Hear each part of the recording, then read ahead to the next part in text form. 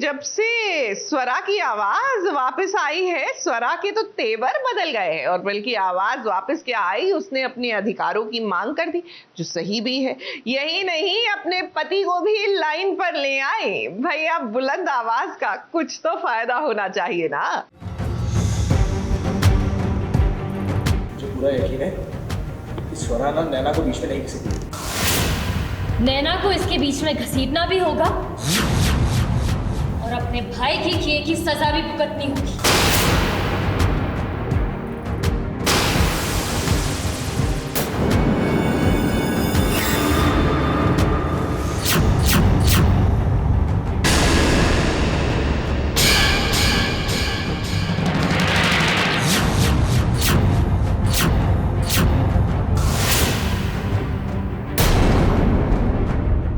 ये वही स्वरा है जो कल तक खामोश रहती थी, लेकिन आज जब उसकी आवाज लौट आई है तो वो बोल भी रही है और अपने अधिकार के लिए अपने ही ससुराल में लड़ भी रही है।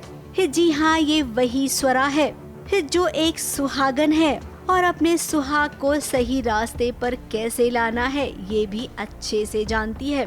अब जिस घर में ब्याह कर आई है स्वरा, उस घर की बेटी यानी कि नैना स्वरा की भाभी लगती है।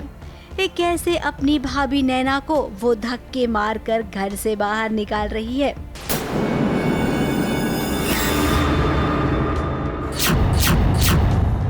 अब स्वरा का कहना है कि जब मैं खुश नहीं हूँ तो नैना भाभी खुश कैसे हो सकती है। नैना को अगर मैं घर से बाहर निकाल रही हूँ तो ये वेदांत की वजह से। अब वेदांत ने पहले दिन से ही चीटिंग की है।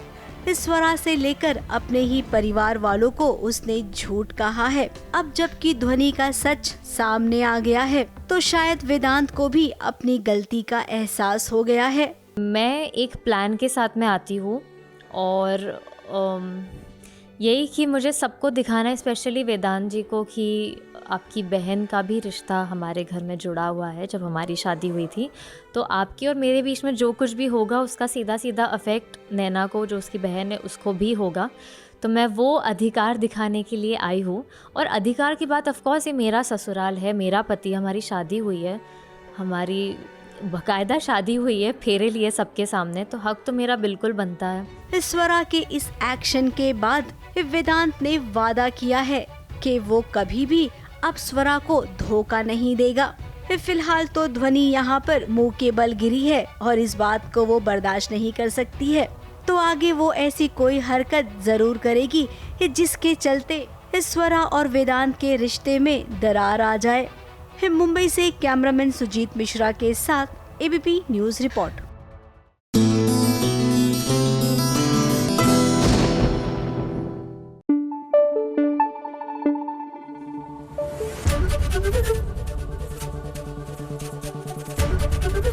एबीपी न्यूज आपको रखे आगे।